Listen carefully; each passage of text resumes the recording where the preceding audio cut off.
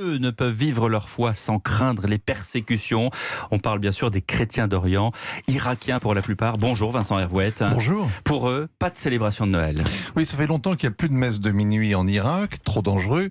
Et cette année, pour Noël, il n'y aura pas de messe du tout. Les chrétiens ont décidé de se priver de célébration. Ils sont solidaires de la révolution. C'est pas le moment de faire la fête, ni de se faire remarquer. Ça fait 20 siècles qu'il y a des chrétiens en Irak et 1400 ans qu'ils sont persécutés, plus ou moins, selon les périodes.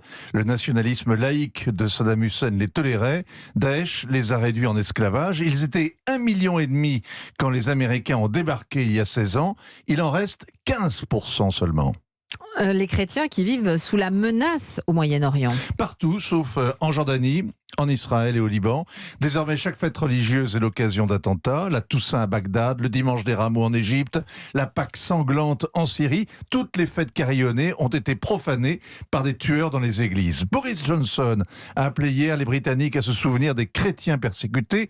Cette fraternité devrait être la politique de l'Europe, car ils sont un pont entre l'Orient et l'Occident. Ils militent pour la liberté de conscience, pour l'égalité des droits. Leur idéal est le nôtre, qu'on ait ou non la foi.